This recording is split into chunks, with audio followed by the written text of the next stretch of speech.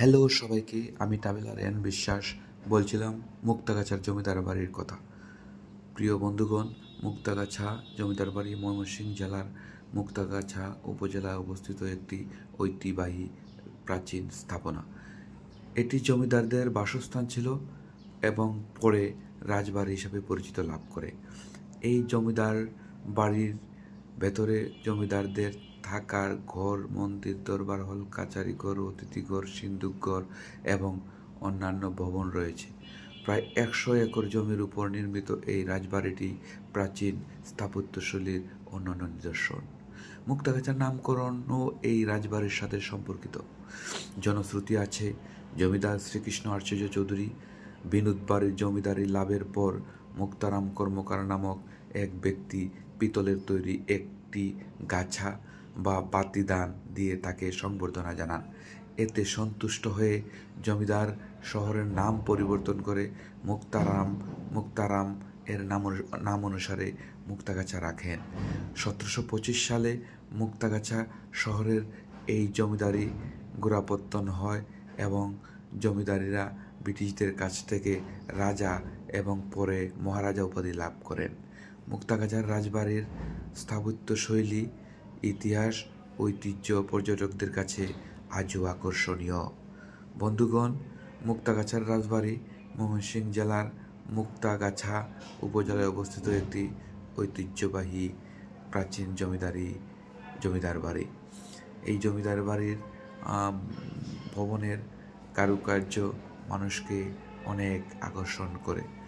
বন্ধুগণ, যারাই মুক্তাগাছা আসবেন অবশ্যই এই রাজবাড়িটি আপনারা ভ্রমণ করে যাবেন। এই রাজবাড়িটি অনেক বড় এবং এই রাজবাড়িতে প্রবেশ করতে আপনাকে কোনো ধরনের এন্ট্রি ফি লাগবে না। এটি জনসাধারণের জন্য উন্মুক্ত। বন্ধুগণ, এই রাজবাড়িটি অনেক পুরাতন একটি ভবন এবং এর ভিতরে অনেক ধরনের পুরাতন ভবন রয়েছে। আপনারা আসলে এই ভবনগুলো দেখতে পারবেন। বন্ধুগণ, এটি একটি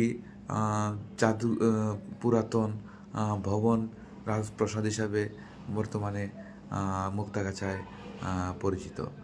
আরেকটি জিনিস আপনাদেরকে বলি, রাজবাড়ির ভেতরে যা আপনি আসলে দেখতে পাবেন, সেখানে রয়েছে জমিদারদের মায়ের ঘর।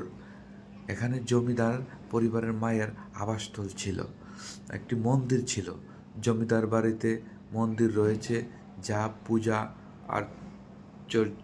অর্চনার জন্য ব্যবহৃত হতো। দরবার হল, এটি বিচার, আচার এবং সবার জন্য ব্যবহৃত হতো। একটি কাচারি ঘর ছিল, এখানে জমিদারি হিসাব নিকাশ ও খাজনা আদায়ের কাজ হতো। একটি অতিথি ঘর ছিল, অতিথিরা আসলে এখানে অতিথিশালায় থাকতেন, যার কারণে এখানে একটি অতিথিশালাও ছিল। একটি সিন্দুক ঘর ছিল। জমিদারদের সোনা দানা, টাকা পয়সা সহ অন্যান্য মূল্যবান জিনিসপত্র এই ঘরে রাখা হতো। অন্যান্য আরও অনেক ভবন ছিল। এখানে আরও বিভিন্ন ধরনের ভবন রয়েছে যা এককালে জমিদারদের নানান কাজে ব্যবহৃত হতো। আরেকটি জিনিস আপনাদেরকে জানিয়ে রাখি, সেখানে একটি বিরল লাইব্রেরিও ছিল। প্রায় 10,000 বইয়ের একটি বিশাল সংগ্রহশালা এখানে ছিল। বর্তমানে এটা হুমকির মুখে। এছাড়াও জমিদার বাড়ির প্রবেশ মুখে একটি বিশাল সিংহ দরজা রয়েছে। এই জমিদার বাড়িটি ময়মনসিংহ ভ্রমণে আসা পর্যটকদের জন্য একটি অন্যতম আকর্ষণ মনে হবে। বন্ধুগণ, আপনারা যারা আসবেন, আমার অনুরোধ এই জমিদার বাড়িটি একবার হলেও ভ্রমণ করে যাবেন। আশা করি আপনাদের ভালো লাগবে। ধন্যবাদ সবাইকে। ভালো থাকুন, সুস্থ থাকুন। আবার দেখা হবে নতুন কোনো ভিডিওতে।